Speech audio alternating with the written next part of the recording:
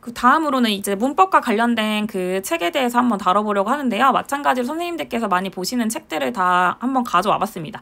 그래서 여기서 상대적으로 근데 이 책들을 거의 다 사실 추천하는 편인데 그래도 막 시간 관계상 다 못 읽는다고 하면 어떤 책들을 위주로 볼까에 관련해서 한번 이야기를 나눠보려고 합니다. 먼저 첫 번째로 우리말 문법록 같은 경우에 사실 거의 다 보시는 편이고 저는 꼭 보면 도움이 된다고 생각은 하는데 만약에 이 책으로 처음 시작하시면 조금 어려우실 수 있을 거라고 생각이 들어요. 그래서 우리말 문법론이 조금 어렵다고 생각이 드시거나 이걸로 시작하기에는 나는 진짜 문법을 한 번도 공부해보지 않은 것 같은데 라고 생각하시면 저는 만약에 처음 공부해보신다고 하면 학교 문법과 문법교육이라는 책이나 혹은 한국어 문법 총론 이 책과 같은 책들을 추천을 하는 편입니다. 그래서 공부를 시작하는 용으로는 이 책을 보시면 좋을 것 같고 근데 학교 문법과 문법교육을 보시면 사실 이 책 같은 경우에는 생각보다 사실 많이 두껍지도 않고 그러니까 이 책만 봐서는 조금 아쉽다라는 생각이 들거든요. 그래서 초수나 이제 시작하시는 분들께서는 학교 문법과 문법교육을 보시더라도 이 책을 기반으로 이제 다른 책들도 같이 보시면 좋을 것 같습니다. 그리고 또 이제 다음으로는 이제 이 신승윤 선생님 책을 한번 짜라락 한번 보려고 하는데요. 여기 문법하고 싶은 문법, 또 더 문법하고 싶은 문법, 맞춤법 하고 싶은 맞춤법 같은 책들 이 세 가지는 모두 사실 난도가 높은 편은 아닙니다. 근데 어느 정도 배경 지식이 형성되고 난 다음에 그 가운데 선생님들께서 많이 헷갈리는 것들 혹은 아이들이 많이 헷갈리는 것에 대해서 되게 꼼꼼하게 정리를 해볼 수 있는데 근데 이게 한번 전체적인 배경 지식이 있는 상태에서 마치 뭐 국립국어원의 그 Q&A 형식처럼 막 누가 질문하면 거기 답변을 해주는 식으로 적혀 있거든요. 그래서 선생님 한번 목차를 보시고 이 책을 만약에 이제 문법 공부를 시작하는 용으로 보는 건 사실 적합하지 않다는 생각이 들고요. 어느 정도 배경 지식이 형성되고 난 이후에 정리하는 용도로 살펴보시면 좋을 것 같습니다. 그리고 제가 제가 더 사실 넣으려고 했던 책이 있는데 지금 보니까 누락이 된 것 같아서 한 가지 더 추가를 해보면요. 이게 의문론과 관련된 책인데요. 쉽게 풀어쓴 국어 의문론이라는 책이 있습니다. 이것도 신승용 선생님 책이고요. 상대적으로 최근에 사실 신승용 선생님의 책에서 뭐랄까 더 알아보기 뭐 이렇게 좀 박스에 돼 있던 그 내용과 관련된 게 아주 직접적으로 사실 기출이 된 적도 있고 사실 비교적 최근 몇 년 기출에서 신승용 선생님 책에서 좀 자주 강조됐던 것들이 나온 사실 경향은 살짝 있습니다. 그래서 제가 뭐 출제자에 대해서 얘기를 할 수는 없지만 이 부분을 사실 고려를 하면 안 보기가 조금 아쉬울 수 있을 것 같은데요. 이 책도 그리고 국어 의문론에 대해서 다루면서 비교적 쉽게 다루고 있고 또 어느 정도 통시적 안목도 가져갈 수 있도록 서술이 되어 있더라고요. 그래서 선생님께서 이제 국어 의문론에 대해서 맨 처음 시작을 하시는 단계라면 이 책과 또 국어 의문론 강의라는 이 책을 많이 추천합니다. 그래서 이 두 가지 책을 같이 보시면 좋을 것 같고요. 과거에는 많은 선생님들께서 이 국어 의문론 강의랑 현대 국어 의문론 책을 많이 보셨는데 이 책을 보고 이 책을 같이 보시면 사실 현대 국어 의문론까지는 안 보셔도 괜찮을 것 같다는 생각이 듭니다. 그리고 그리고 국어 문법론 강의라는 책이 있는데요. 선생님들께서 사실 우리말 문법론을 많이 보시는데요. 저는 이게 좀 옛날 책이긴 하지만 사실 엄청나게 도움이 많이 되는 책이라고 생각하거든요. 그래서 조금 더 간단하게 오히려 처음 시작을 하실 때 조금 더 간단하게 이해를 하면서 이론을 좀 넓혀갈 수 있는 책이라고 생각이 들어서 국어 문법론 강의라는 책도 몹시 추천을 하는 편입니다. 그래서 이 책 같은 경우에도 선생님이 시작을 하실 때 오히려 우리말 문법론보다 먼저 보시면 훨씬 다양한 견해를 수용하는데 훨씬 더 쉬우실 거라는 생각이 들어요. 그래서 이 책도 추천하는 편이고요.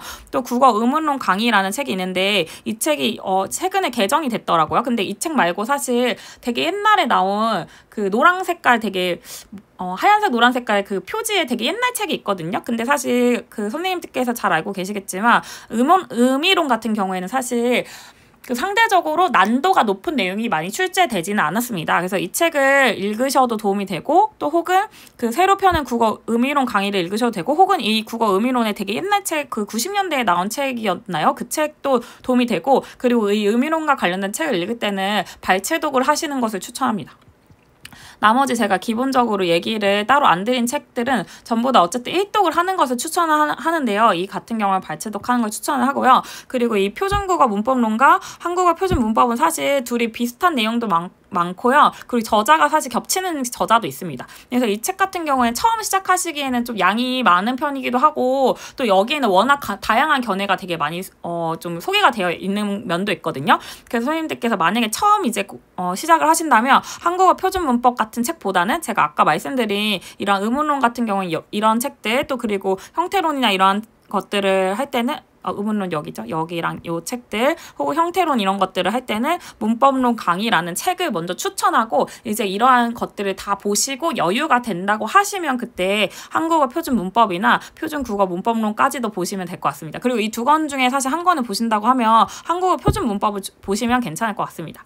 그리고 이제 훈민정음 창제와 연구사 그리고 훈민정음 해례본이라는 책이 있는데요. 이 책은 선생님들 잘 알고 계시겠지만 훈민정음이 사실 그렇게 엄청나게 어렵게 나오거나 난도가 높게 출제가 되지는 않았습니다. 그래서 관련된 기출문제를 모아서 그냥 하는데 좀 어려움이 있으시다고 하면 관련된 부분을 발췌독 하시는 것만으로 충분하다는 생각이 들고요. 사실 이 두 책을 꼭 반드시 읽어야 된다고 생각은 들지 않습니다.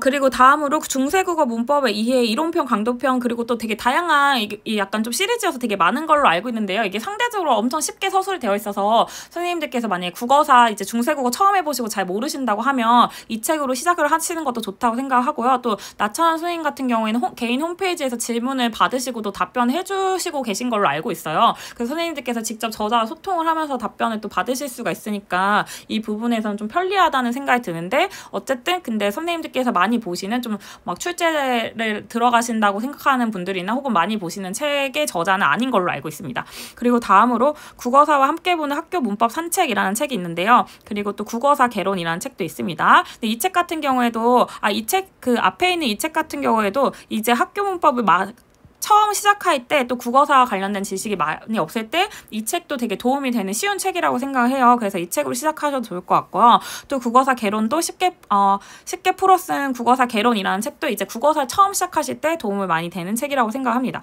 그 중세국어 연습 같은 경우에 이게 방통대 교재다 보니까 비교적 적은 금액으로 강의를 들으실 수 있어요. 저는 개인적으로 선생님들께서 어떤 전문성이 확인되지 않은 인간 강사의 강의를 듣는 것보다는 조금 더 확인된 그 저자가 직접 강의를 하는 이런 방통대 강의 들으시는 거 몹시 도움이 된다고 생각하고 추천을 하는 편이거든요. 그래서 그러한 의미에서 선생님께서 만약 강의를 꼭 들으셔야 된다, 강의 필요하시다라고 하면 이 중세국어 연습이라는 책도 도움이 될 것 같습니다. 그리고 이 중세국어 연습이라는 책은 이 중세국어 문법론이라는 책을 좀 더 쉽게 풀어 쓴 느낌이거든요. 그래서 선생님들께서 처음 시작하실 때 도움이 될 것 같고 그리고 제가 국어사와 관련돼서 얘기를 할 때도 많이 언급했었는데요. 이 중세국어 문법론이라는 책은 이게 비록 그 국한문 혼용체여서 주요 키워드들 중요한 것들이 한문으로 쓰여있긴 하지만 한자로 쓰여있긴 하지만 선생님들께서 반드시 좀 읽어보시면 좋을 책이라고 생각을 합니다. 중세국어 문법으로는 전 다시 한번 추천을 하고요. 그리고 만약에 선생님들께서 그 한자 그 도금하는 게 조금 어렵다고 하시면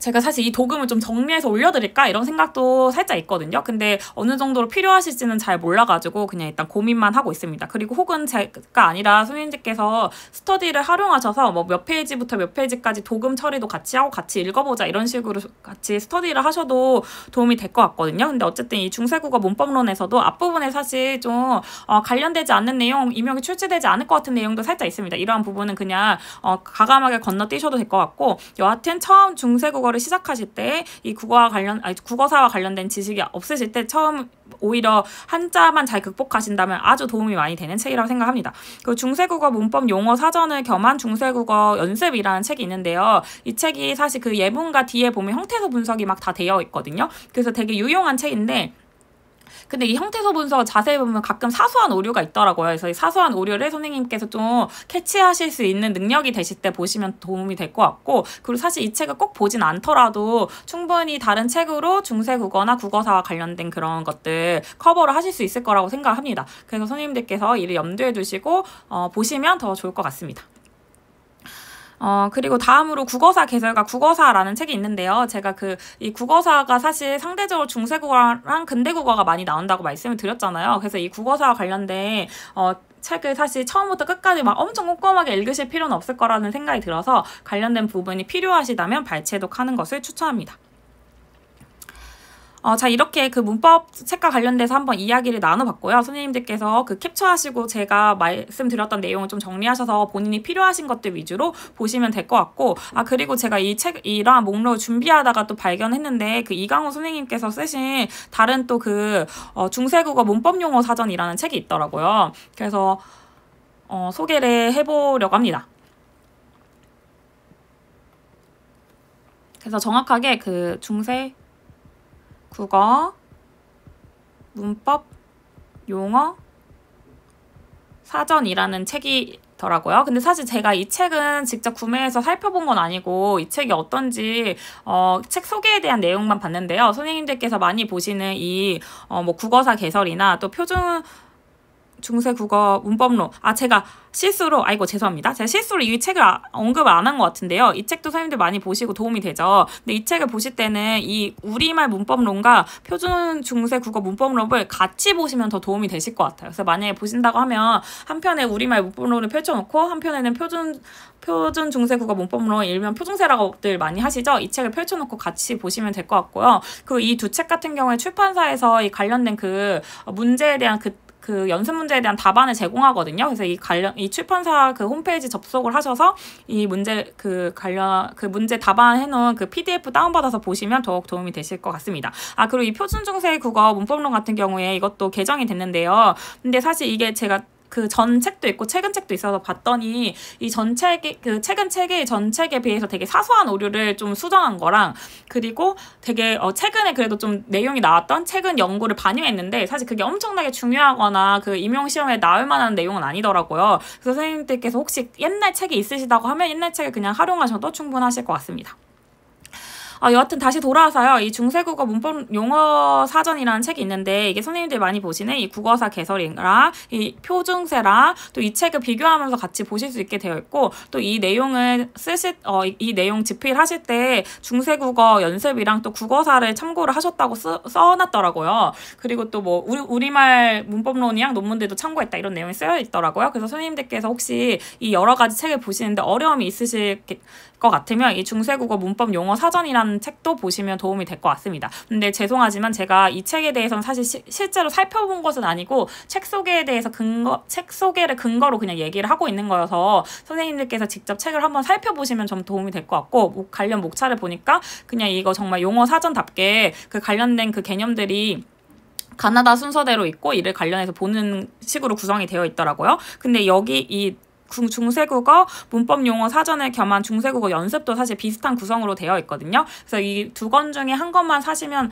될 것 같고, 만약에 한 권을 사신다고 하면 사실 이 책은 절판이 된 것 같아요. 그래서 이 책 말고 이 책으로 구매를 하시면 좀 더 도움이 되지 않을까라고 생각합니다.